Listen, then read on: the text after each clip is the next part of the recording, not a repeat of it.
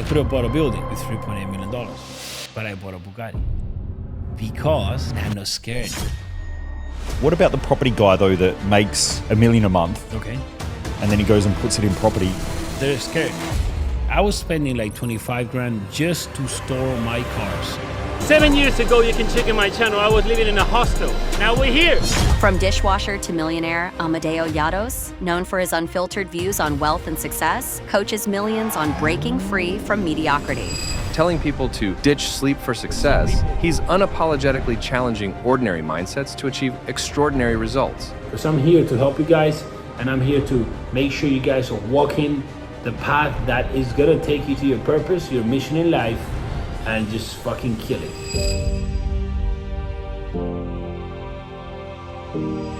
Someone's watching this right now. How do they start living this path that you're talking of? First of all, like, that's how I became a millionaire.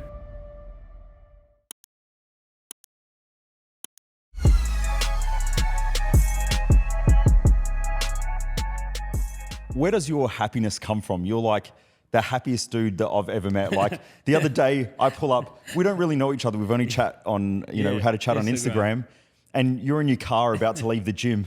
I walk over and I say hi, and you just like, this big smile comes out and you like get out the car's still running. There's all people around taking photos of you.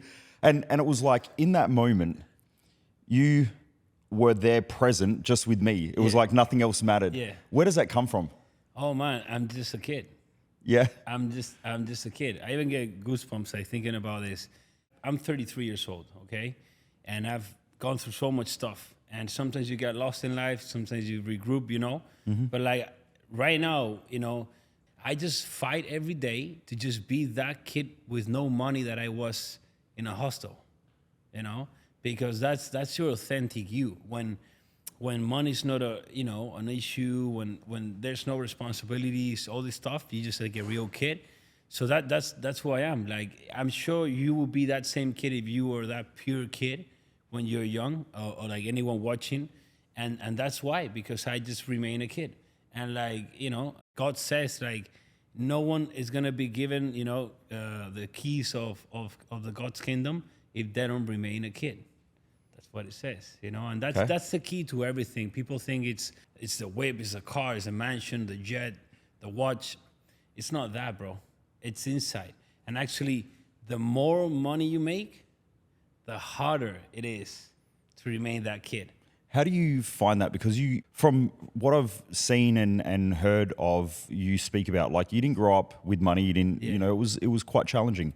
When you say that about being a child, I completely understand it, but I don't understand it because for me, my mum was young when she had me. Okay. And there was a lot of pressure and a lot of tension in the house. Mm-hmm. I actually don't know what it's like to be a child. Because I was always, even when I was at school, right? So in grade 1, I would go and pick my sister up from kindergarten or from childcare because both my parents were working. Yeah. So even for me, I don't grow up fast. Yeah, I didn't know.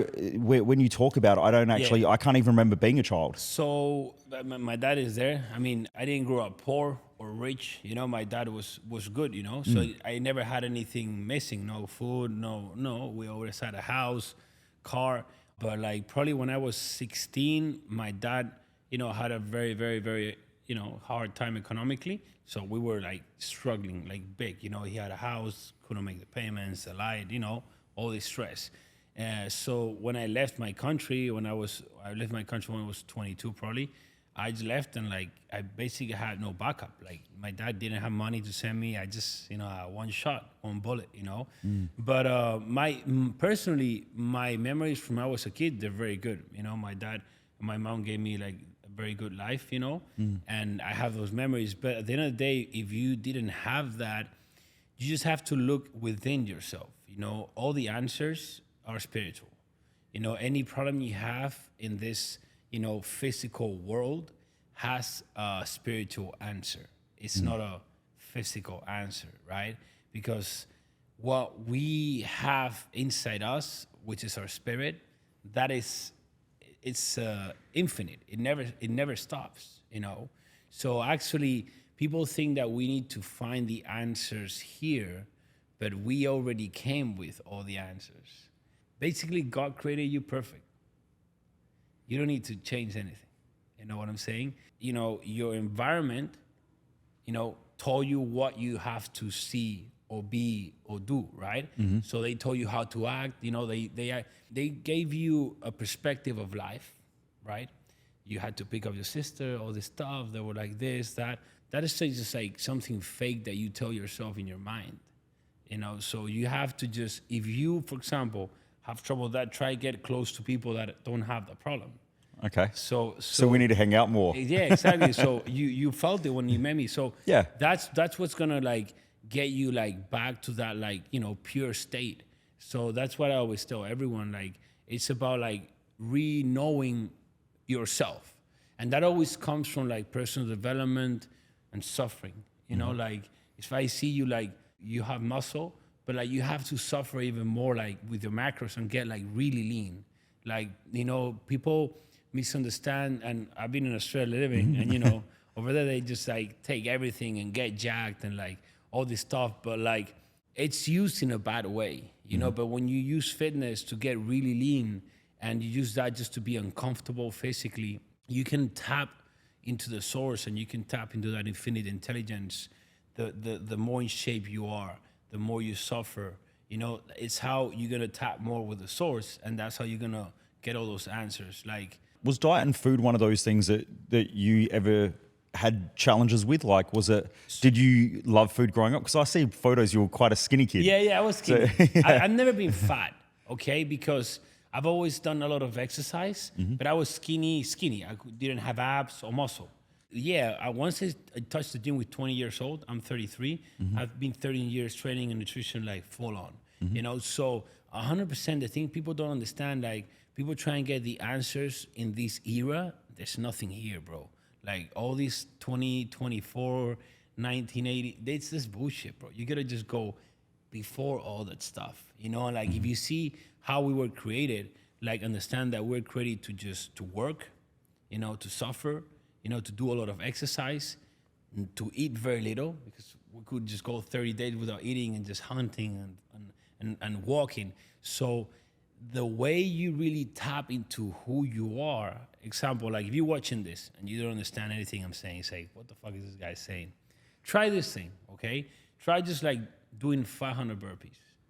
And you'll be like, oh, I can't do that. I'm like, you can do 500 burpees. Like anyone can do it. Even if you're not even in shape, and you think you're gonna die.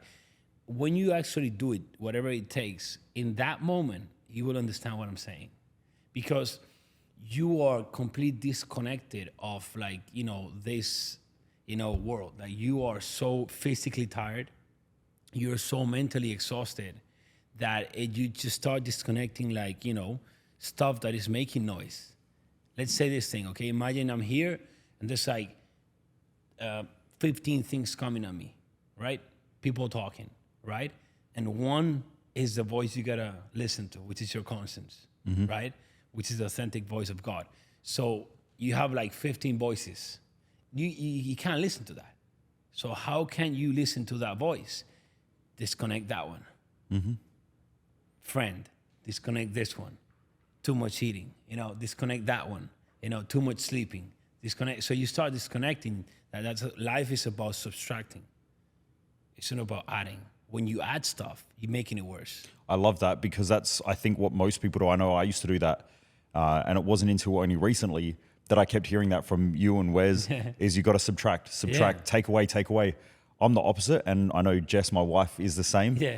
We'll literally get the whole day and we'll book out 16 hours worth of work. Yeah. And then we're still trying to fit more in. Yeah. And then by the end of the day, you're overwhelmed. And I mean, there's so much stuff. The thing I'm telling you guys this, maybe you guys don't know me. I don't even like to speak anymore about like money or how much I make. It's just something, I just bought this Ferrari and I used to say, first thing I would say how much I pay for. I'm like, I'm just so off that, but like, just so people can understand, because most of the people just live in the money, right? But I mean, I've gone from having $50 in my Commonwealth account. Yeah, because you lived in Australia. I have a screenshot. It's a Commonwealth Bank, $50 in 2015 to, I mean, driving a Bugatti, you know, like flying jet, making millions, you know. I've made over $1 million a month, like so many times. That's something that it's crazy. Like so little people get to that point, and I've got to that point always subtracting. My life now, it's easier than it was before, you know. How do you manage that? So like for me, the idea of subtracting stuff from my life stresses me out just even thinking about it, because I'm like, I've got a team. You don't know if that's gonna, like, the thing is, it stresses you out because if you would know like the one thing, two things that actually make you move forward, it would not stress you out to eliminate the rest. That's very true. You're just not confident that it's 100% right. So everyone knows everything, but they're not like really confident about it. They need someone that has walked the path and be like, yeah, bro, it's like that. And now you just go with it, you know? But it's hard to commit to something because you don't really know the outcome, you know? But it's just, life is simple, but it's complicated, you know? If I had to go back, I'll just do it again and I'll be just chilling because I just know perfectly what to do. The proof is that any of my students that actually listen to me and actually apply, I mean, I've got students from like, you know, putting air to a bicycle to buying a Lambo cash in Spain, which is not a country where people make a lot of money. And that in a matter of a year of he not having social media. The problem is that people, again, do you remember what I told you about the voices? So if you're watching this, you're probably watching so many other podcasts and so many other people and so many other like coaches and mentors and business people. And now you're just listening to so many and like, now you're confused. Now, which route are you gonna take? I'm not saying that my route is the only route.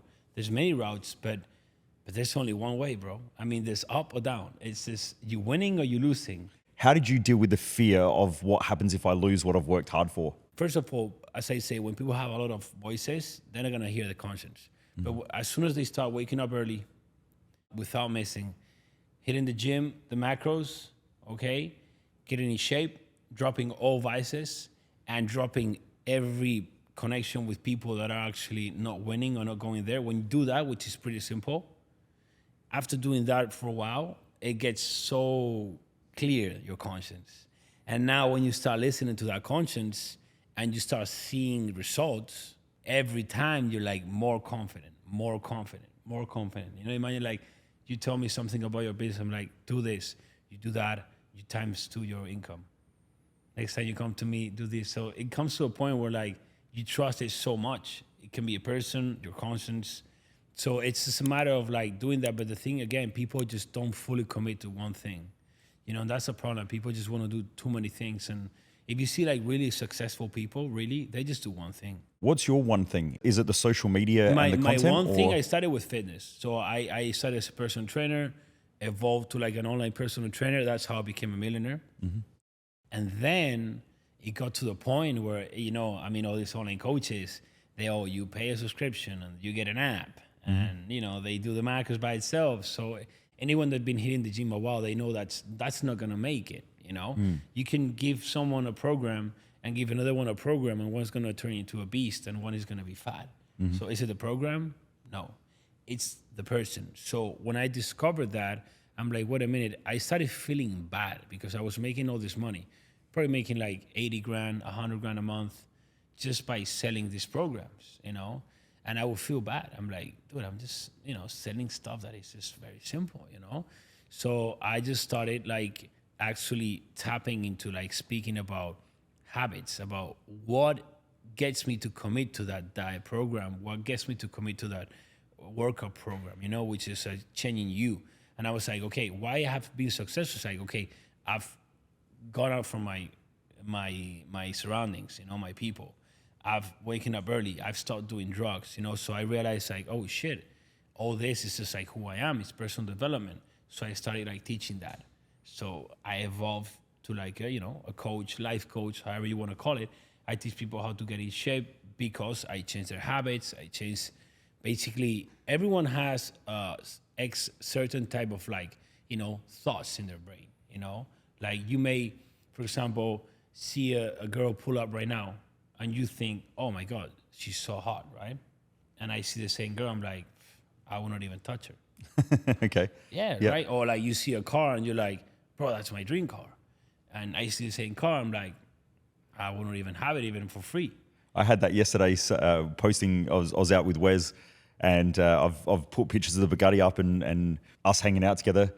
And a few people like, why would anyone pay that amount of money for such a shit looking car? Yeah. And I was like, Well, what are you talking about? That's different. I think those people actually want the car, They're jealous. but they don't even fathom how it's even possible. 100%. So that's not, they actually like it. I agree. So that's how it works. But what I'm talking about is like people actually have different set of thoughts, and what you think is based on your past experiences, you know.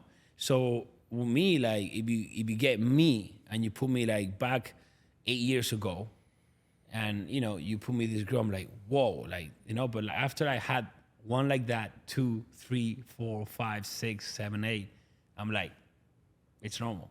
Yeah. You know, you don't even get excited. Like, first Lambo I bought, a Huracan, I'm like, it just was the best car for me, feeling wise.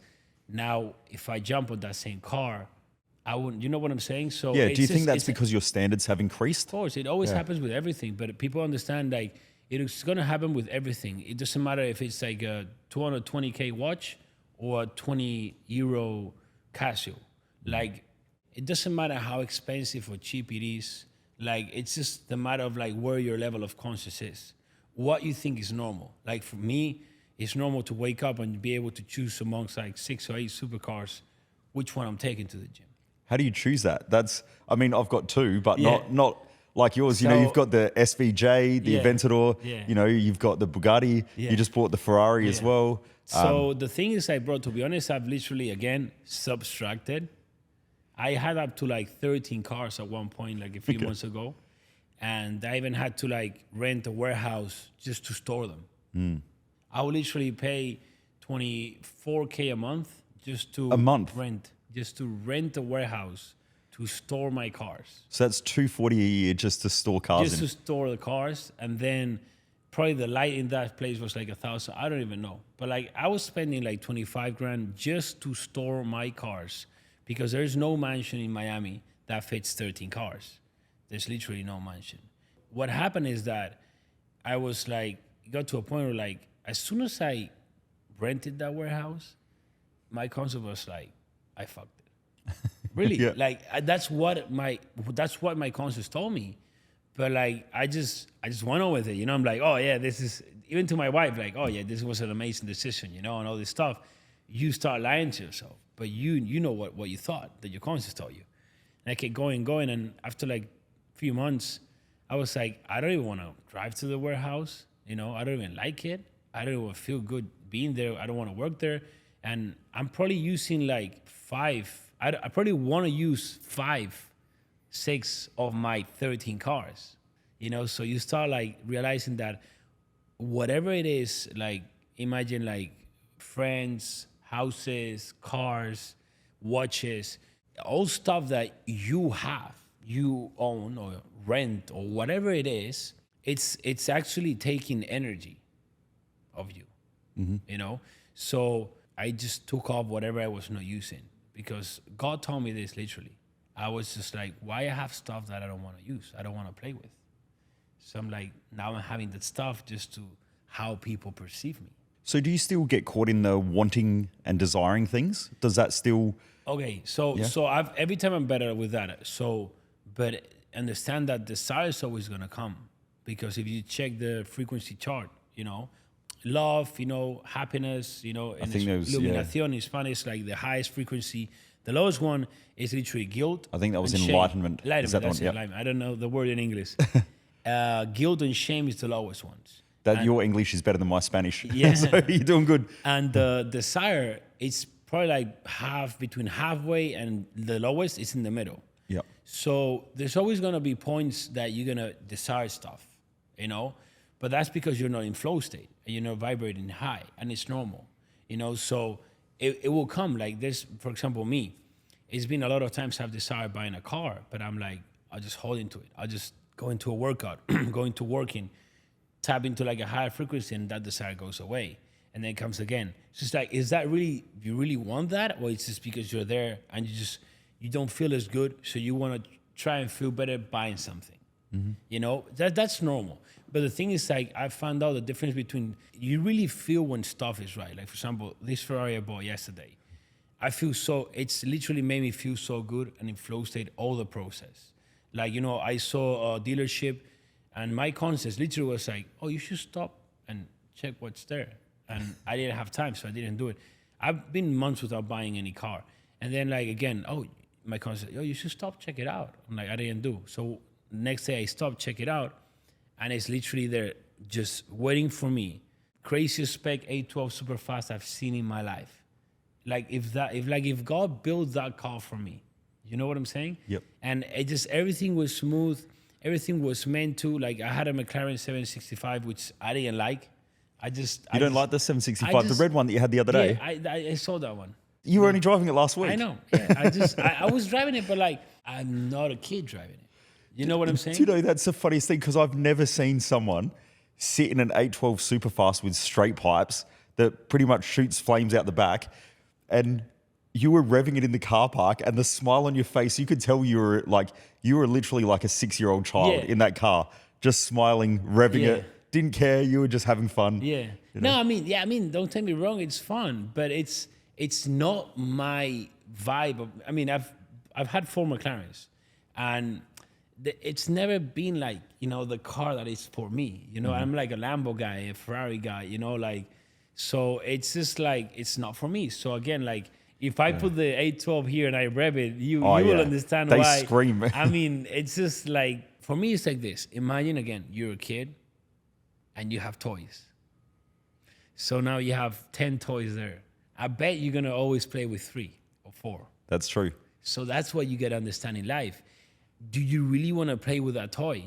Or you just like using it because you have it or because you want to be seen in a way, you know? So that's where the key to just being in line and happy relies on. So what would you tell me? I'm sitting here like we've invested a lot of money. You know, we've spent almost $200,000 on this tour, going around, you know, hopping on the biggest podcast. And today, sitting here, there's like this tension in my body because I'm like, I've got to make this work. And it's almost, I've noticed sitting here on the podcast, there's this tension of like, I've got to make it work. I've got to ask the right questions. I've got to do well because we've got to make sure that we do a good job blowing this stuff up on YouTube and getting the podcast out there and helping more people. What would you say to someone like me with this right now? I mean, that's life. The thing when you are very like, you know, feeling that way, you just can like get out of flow state. You know, like when you really care a lot about the outcome, you know, when you need the outcome is not gonna come. You know, like when you chase something, you repel that something. You know, so the thing is that you need to learn to just like let it flow. You know, like people that actually kill it at life is because they're themselves. Like me right now, I'm just here like, I don't even care. You know, like I just don't need anything. I don't need this watch or the Ferrari I just bought. That's why I have power, because I have it, but I don't need it, you know? And that's where power comes from. It's not having a lot of stuff or making a lot of money. It's just like not needing anything. And so you got that from specifically spending enough time with yourself, doing those hard exercise sessions, the diet, and to be able to listen to those voices. I feel obviously as I had nothing economically. I had nobody, you know, I was alone for a few years with no one. I've experienced like several times very close to death, you know, with motorcycle accidents, with cocaine overdose. Like I've realized that I actually don't need anything, you know. So doesn't that drive your need to want more? Because I grew up very similar, where I had not much. My parents couldn't afford anything. My dad worked 2 jobs. We always went to a nice school. That was important to my mum. So, you know, we always went to a private college or something like that. But at there, I was always the poor kid. Mm-hmm. I always thought that drives my desire to have all the stuff, because there's part of me as well that, I don't know, it's not that I've got to prove it to anyone else, it's I'm proving it to myself, that I can have whatever I want. And I think that's driven me a lot. I'm just really interested that how did it not push too far one way for you? Yeah. So, I mean, the thing is that when it's not a challenge, you're not going to like it. Mm-hmm. Like you right now, you're pushing it, and when you get the result, if you get it, it's going to taste amazing. And if you don't get it, Who cares? Just do it again. But you think it's the result that's actually going to make you feel good, but it's not the result. It's actually the process, So imagine now, just like you spent 200K. So now in the next 2 months or 3 months, you do 200K extra. That 200K going into your bank account, it's not gonna make any difference. This people don't understand that nothing external to you is gonna make you feel in peace. You can feel in peace with no money, and you can feel in peace with a lot of money. But in my experience, it's way harder to feel in peace with a lot of money. So the thing is, even for me, right now with the cash flow I do right now, I can live in a crazy mansion in the water. I can drive a Bugatti, any supercar I want, fly jet. I can do anything I want. So it just goes through a process. People just get trapped in that money, and it's never enough. It just again goes spiritual. When you are drinking from the water that is in this world, you're always going to be thirsty. If you get me this, let's say you buy a Ferrari. Okay, now you want to buy that McLaren. Okay, you buy that McLaren. Okay, now you want to buy that thing. Now you want to, it's never ending. You always going to be more thirsty. I smashed this Colombian chick. Oh, cool. Now I want to smash that one. Now I want to smash that one. You always thirsty, and you always feel like you're empty. So the actual work that you need to do, and everyone needs to do, is just to stop and just focus inside. And when you spiritually manage to connect with the spirit, and God, just starts operating for you. Now that water, you drink once, and you're not thirsty anymore. So if you really analyze, they're oh, these guys, they live in the mansion, but they don't need the mansion. You know what I'm saying? Yeah. It's a difference, That's the thing. God will keep giving you if you actually operate in the right way. But if you always I'm spending this money, but I need that, you know what I'm saying? Yeah. It's just a process, bro. It's a lot of work. It's a lot of work in yourself, and just a lot of questioning everything. Why I'm doing that, why I'm spending this money. An exercise you can make, for example, you're an intelligent guy, you can tell, is every time you just do something or say something, think, am I doing this from love or am I operating from fear? There's only two ways of doing stuff, love or fear. If you actually doing something from fear, that's not gonna give you a good outcome. Never, never. Because if you're spending that money because you fear not having more money or not making more money, that's never gonna get to a good port. But if you're spending that money because doing it with love and without expecting anything in return, that's how more is gonna multiply. That's awesome. How do you deal with from what I've seen, you're a superstar in Spanish-speaking countries. You have paparazzi and you're in the paper, and I don't think people from Australia or America understand how big a celebrity you just are. So they understand. Last time I went to Spain, I go lunch in a restaurant in the city. I don't tell anyone, or I don't, I just go to a restaurant and I pull in the valet, and as I pull, everyone already see the Lambo, so they're already piling. So as I get out, photos. So maybe it was a big thing. So from where you park the valet to the restaurant is probably in meters. You go in meters. Meters. Right? Let's say, I don't know, 60 meters, something like that. I'm not exaggerating. I probably will take 30 photos. Mm-hmm. And when I'm eating, obviously the work comes around. So when I get out, another 40 or 50 photos until I get to the car. Mm-hmm. So, it's the thing is, I'm you were at the gym the other day with, how many people were at the gym with you the other day? You were there and... You mean that day? Yeah, there was all people in the car park all taking photos of you and Wes. Mm-hmm. How many was there? Yeah, I don't know, but there's a lot. They know me everywhere, bro. I go dinner and I can tell it's good because that's I'm just a normal guy. I'm just a dishwasher.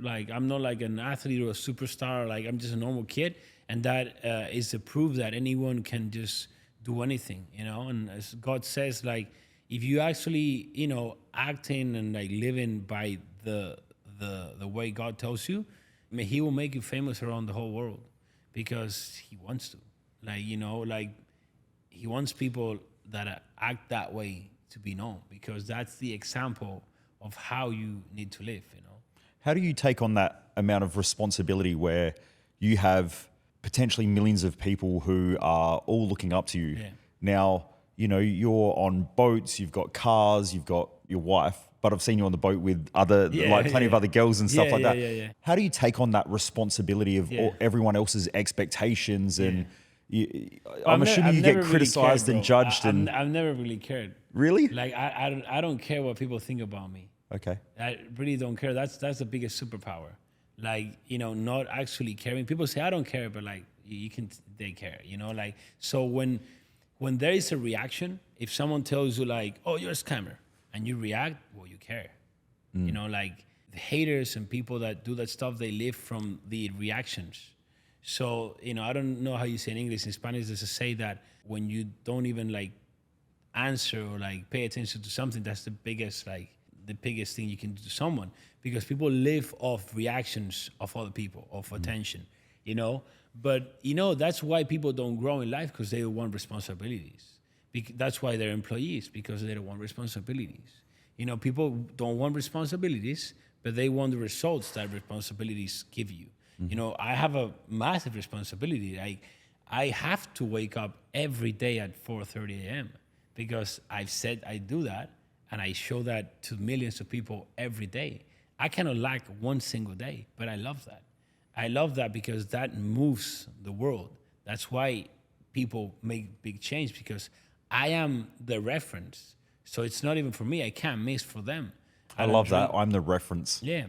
That is brilliant. But anyone can be me, but it's just they don't even believe they can. But we're all the same. God created us equal, but it's just they don't see their potential. They need someone like me that can see the potential, because when I see someone, I can only see what I've done. You know, my eyes just see abundance, love, you know, growth. Like, there's no fear or scarcity in my mind. That's why, like, I've put on my money so many times, because I have faith. So you're saying, from my understanding, I take on the responsibility of others so that they can see what that looks like.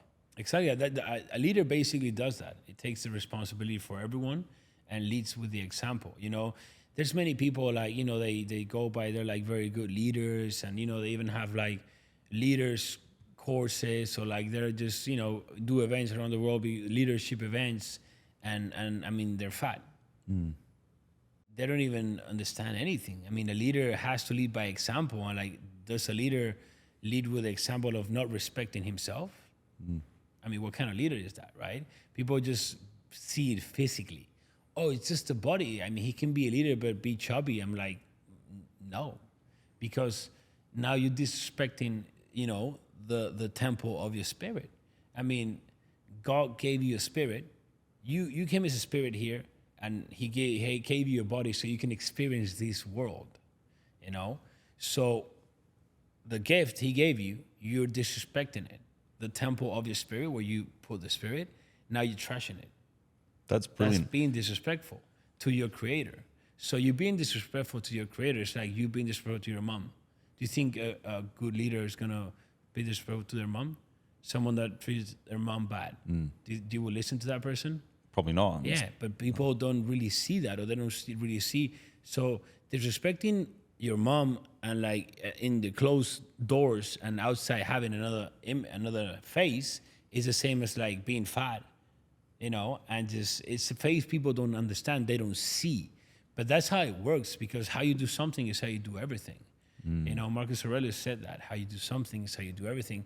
And that's a very, very powerful phrase that people don't want to like even digest, because it's hard to believe that how you do something is how you do everything. People be like, oh, well, like, I cannot be good at fitness and nutrition, but I can be very good at sales. I mean, they definitely impact each other. Yeah. I'm a perfect example of that. When I eat shit food, sales. But it's everything, even like how you treat a poor man in the street. You know that, like, how you treat like the most poor people is how you treat Jesus. you know? So that's where you really see who that person is. You know, those little things makes everything, because people have like a suit, you know, but you really want to get into like someone's soul.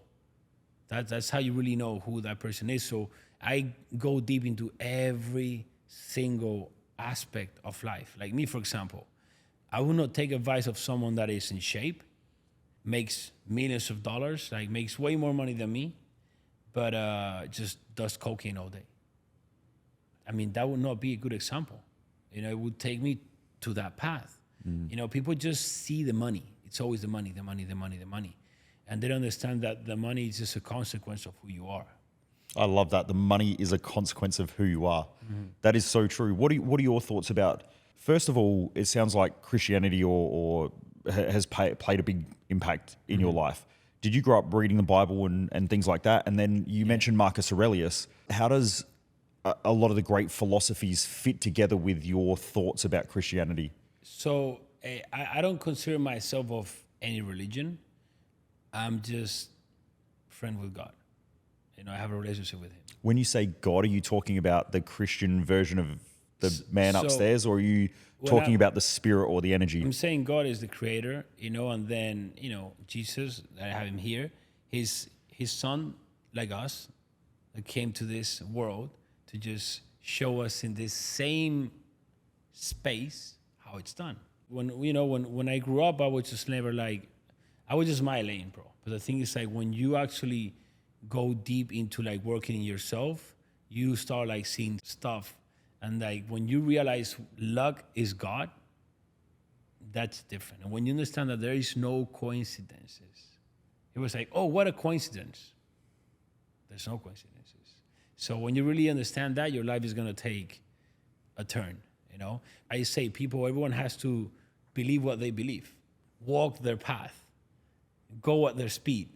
You know what I'm saying? Yeah. Like the thing is that people wanna go too fast or they go too slow.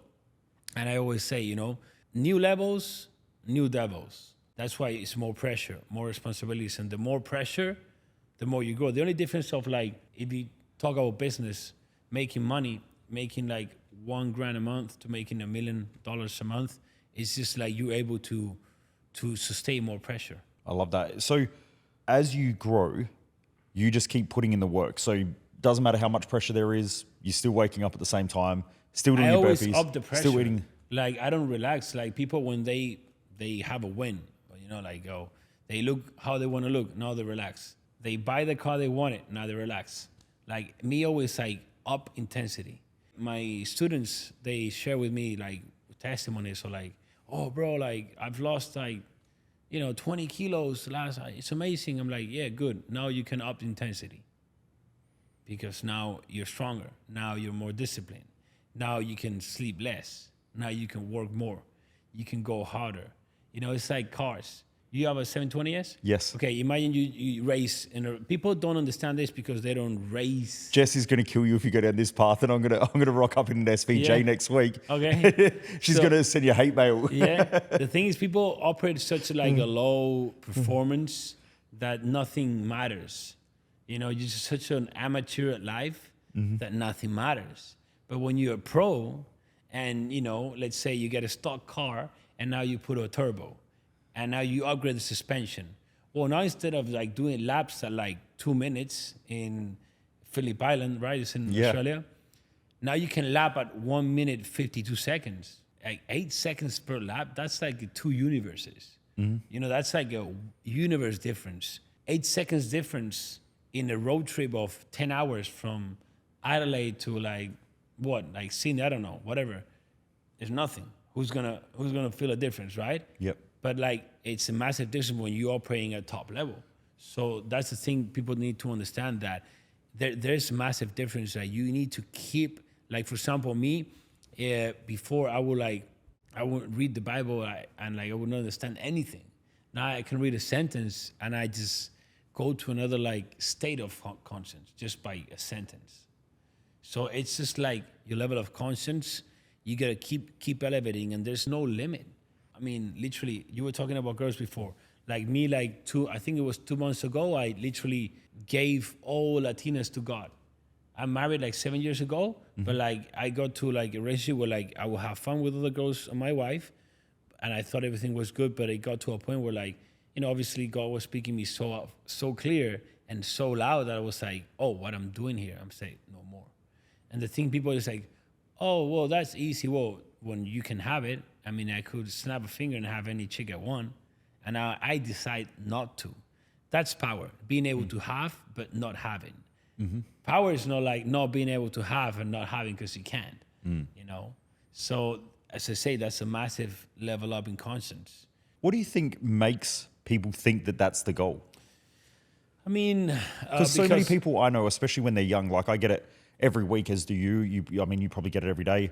I get it quite often as well, where young guys are like, I want to buy a Lambo, and they're like 21 years of age. I'm working hard so that I can buy a Lambo, and like even if they do work to that level, the next second they're doing cocaine, and I mean, we have people who come to our events who are high-level business owners, and they're just plowing through, tons of drugs and partying and drinking all the time.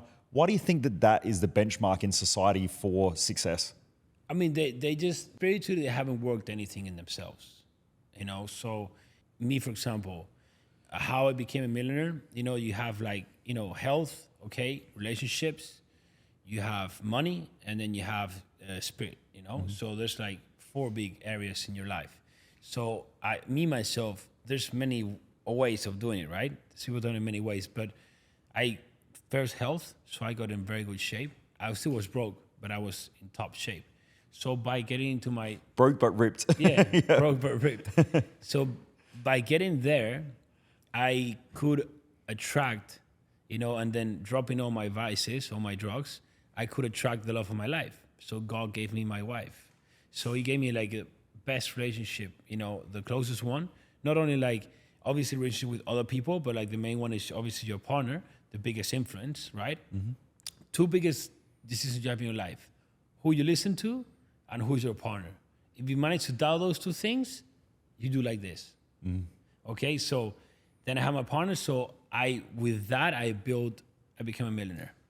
So I had the health, I had the relationships, and I had the money. I was a millionaire. But spiritually, like no work, nothing.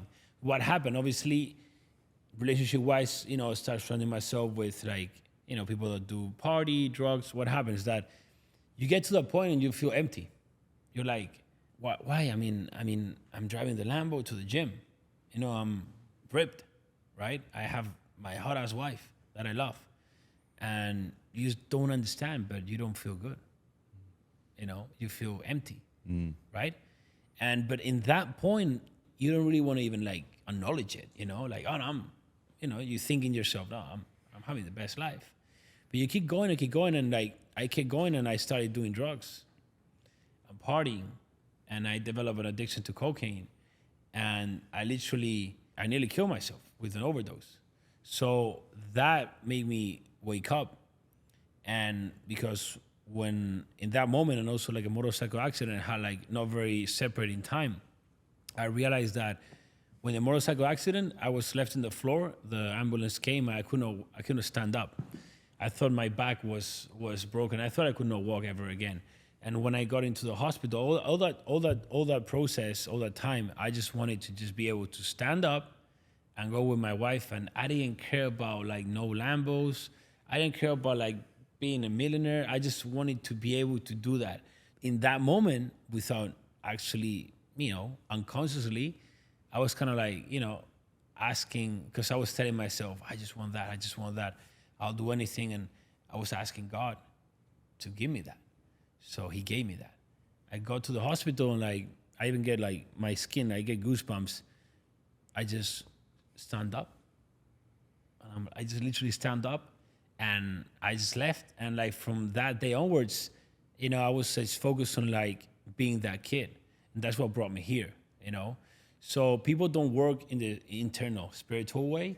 It's okay to just, because understand that material desires, like if you're watching this and your dream is having a Lambo, fuck yeah, like go for the Lambo. I mean, I was in that point. Actually going for that Lambo is what brought me here.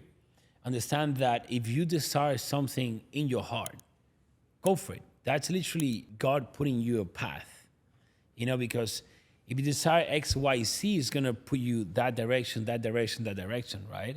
So you desire living in Miami, but you end up going to come this way, right? So that's good. If it actually comes from within and it's really something really deep in you, you got to follow that, you know?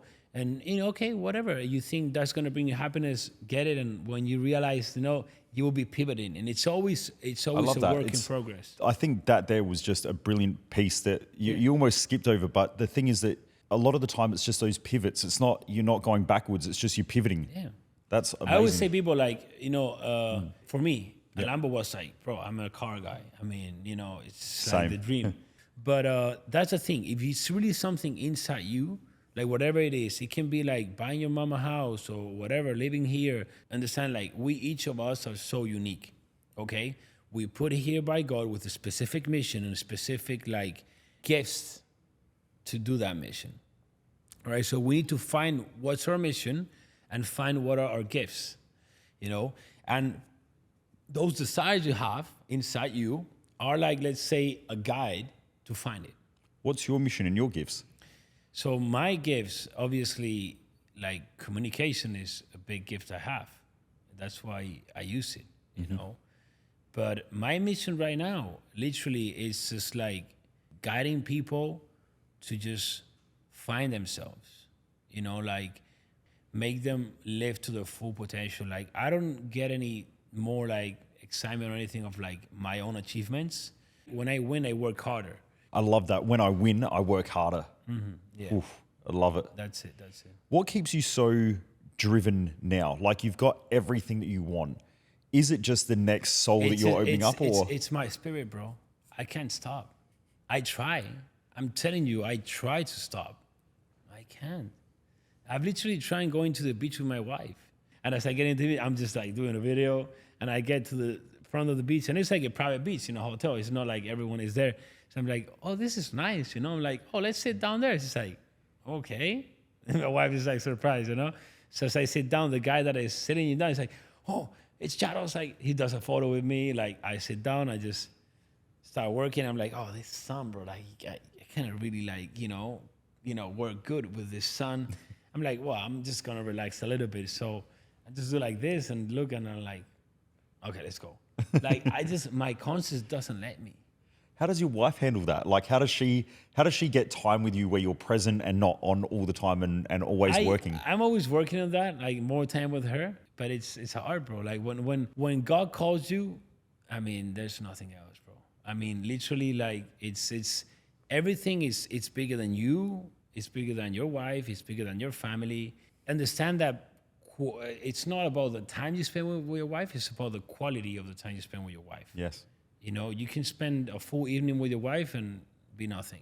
You know, like stuff like my wife telling me things like I've built a man that she didn't even thought or dream that existed means more than spending a full summer with her drinking.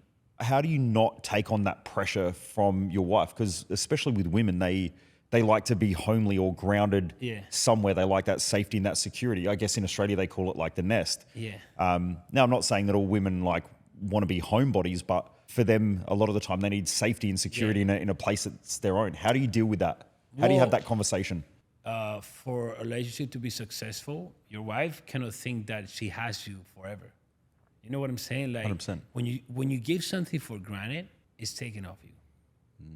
My wife knows me and understands also like she has to constantly put the work to still be with me, and I have to obviously constantly put the work for me to be with her. Because I've also experienced that. You need to constantly pay attention to what you want to keep. If you want to keep your wife, you need to pay attention to your wife. You want to keep your body, you need to pay attention to your body. You want to keep a friend, you got to pay attention to that friend. Everything is attention. That's why it's very hard to find that man or woman that has everything. I love that. You've got to pay attention to the things that you want to keep or that you want to grow. Anything that you stop paying attention dies. You stop paying attention to a plant, it dies. Man, we've just we've flown halfway across the world with our plants left indoors for 5 weeks without any water. So they're probably going to die. We'll get back and they'll be dead. Yeah, Jess is laughing because I said, we need to put those outside. And she's like, no, they'll be fine. Yeah. We'll see how we go. Yeah. But very, very true. Yeah. So how do you manage your time when you've got so many people casting their attention on you, or they don't just give you their attention, they demand your attention as well? How do you deal with those demands on your time and your attention when you're still trying to look after your body, look after your relationship, give attention to your friends, do things like this? Yeah. I see life as like there's two phases of life. Like you can be working in building yourself or working in building others, So let's say if I work in building myself, well, what I'm gonna read or do or stuff is gonna be different of someone that comes to me and is starting, right? So as soon as I wake up, I prioritize the most important thing, which is myself. People have to love themselves more than anyone in the world. Because if you love more your wife than yourself, now everything goes sideways, So as soon as I wake up, it's my time. I work on my health, I read, I write, I reflect. So that's like, it's non-negotiable. And once that's done, I transcend and I just like give to others. And I'm always giving, But I give without expecting anything in return, because love is not giving. Love is giving with no expectations. So I just give, not expecting anything. Or I've always given what has got me what I have. If you want to keep something, let's say your body, your McLaren, your house, you have to give the world whatever has got you that. I love that.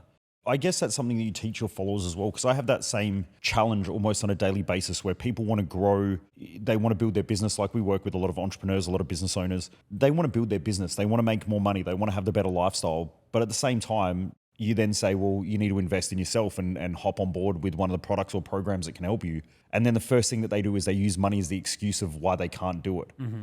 Do you think that that's one of the biggest reasons why people don't really get what they want, because they never see themselves as the investment? It's always something outside of them that they're always trying to get. It's basically it's because people value money more than themselves. Like you can't save everyone, Someone wants to save themselves. So I've never valued money more than myself, and I've actually demonstrated that myself, putting all my money in the line many times. So don't let money control you, but you control money. So I make money, but I just let go money. I'm not fear. I just let go money. So you grab money, like if this was money and you grab it, so you've grabbed money, but now you don't want to let go money. So how you gonna grab more money? How you grab more money? You let go, and now you grab. I love that analogy. Yeah. Now you grab 50. Well, you got $50, bro. Now you spend one. Now you got 49. Now you spend one. Now you got 48. And now they just start panicking, like shit's going down. This thing is going down. I'm like, yeah, 47. But like you gotta let go, but you gotta let go with faith. Because if you don't let go with faith, it's not gonna come back. Do you think that the faith part is the part that most people are missing when they're spending a lot? So there are a lot of people out there, I think it's most of the world, they get money, but then they get rid of it on things like drugs or cars or house or to impress others. Blowing it in drugs party, that's stupid. I mean, that's literally not gonna get you anywhere. Like vices are destroying you. That's one side. That's clear. What about the property guy though that makes $1 million a month? Okay. And then he gets the money and then he goes and puts it in property. Yeah, his okay, body's... that's great that you. I was gonna ask you examples of your people. So that's an example of your people, right? Yes. So they're scared. Okay. So I'm gonna put you an example. How you make an investment with love or how you invest with fear. I could have bought a building with $3.8 million, but I bought a Bugatti. Yeah. Because I'm not scared that I'm not gonna make more money. So I invest with love, which means accomplishing a dream, okay, and experiencing the $3.8 million. You can experience them anytime I drive it, okay, and most importantly, giving faith to millions of people that kid bought a Bugatti. And now they're like, oh, I can too. It's not only football players. I can too. But if I got those $3.8 million and I bought a building and, I'm making, 20K cash flow, that is every month coming safely to my account, that's fear. You know what I'm saying? Like, Yeah. I don't see myself not making money So because I ain't gonna stop working. These people want to stop working. They invest with fear because they want to stop working. But they don't understand that if they stop working, they're going to die. the person who buys the property because they love property, Yeah. different story though, right? Obviously, Versus the person who does it because they're scared. Obviously, very different. If you're passionate about it, of course, everyone knows why they're doing something. You Yep. know what I'm saying? Like, there's people, I'm just want to pile houses and houses and houses. Like, bro, like, experience your life. I mean, you can die tomorrow, literally. And they're like planning their life for like safe when they're like 60. Like, if these people will know by a fact that they will die in 60 days, they would act the same way? Hell no, they'll get that money and buy that Lambo. They'll get that money and do that trip. They'll get that money and buy their wife that bag. Like, I bought my wife that 20 grand, 25 grand bag. Oh, that's not a smarty. That makes her fucking crazy happy. Like, it's not the money, but it's the experience. Like, if someone comes here and try to convince you that driving a Rolls Royce is not a different experience to driving a Prius, Oh, fucking oath it is. they never been close to a Rolls Royce, So money's not bad. Love for money is bad. Taking advantage of people, that's devil. Making money changes people's lives, impacting lives, that's God. I love that. And it's so good to hear people say that.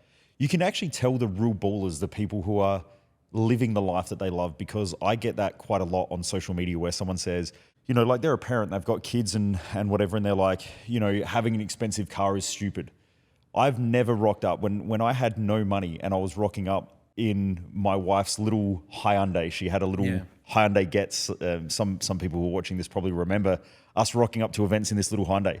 Now, back then, I didn't care. I wanted to build a company. That was my goal. But when I rock up in the McLaren, actually not even little kids, adults get excited. Again, it's that childlike. Exactly. That's the thing. It's that childlike. Exactly. They'll come up. They want to have photos. You got it there. Like me yesterday, I bought a Ferrari, and I mean, if you see the video, I'm like a kid. Yep. He brought that kid, so it's already worth it. But people misunderstand a lot. They just put always the money, like they mix money with like living, and it's different. And like me and my wife, we don't need the expensive stuff to be happy. We've been happy with no money. We're happy with money. But are you gonna choose being happy in a mansion or being happy in a hostel? What do you choose? We all know what you choose, right? So it's about learning how to live. Seneca said this: the hardest thing to do in life, it's learning how to live, And I know how to live broke, and I know how to live rich. So since I started like really operating like this in 2015, I've never had any problems. I've always had food, always had a roof, and I've always been able to have fun, And I could care less a fuck about what you think about me. So I'm winning. How did you find that not giving a fuck about what people think about you? When did that happen? Has that been something that you've always had from a young age, or was there a point in time where you develop? Obviously, the more results you get, the more confidence you have in yourself. Yeah, that's awesome. Yeah. Now, I know you've got to start wrapping up. You've got a busy day. Someone's watching this right now and they're starting the journey. What's the first thing that has to change? What's the commitment they need to make? And how do they start living this path that you're talking of? So first of all, like, it's easy. Don't try and complicate stuff. Don't try and see my Instagram and try and do everything I do right now, because you're gonna overwhelm you. Start like step by step. The first steps anyone needs to take is, first of all, in shape, making money, operating from love. Do that, So get yourself out of your environment that's pushing you down. That's the most important thing. Focus on listening to someone that is actually living the life that you want to live, and like do that, apply that, and wake up early before 5 a.m. Work out in the gym.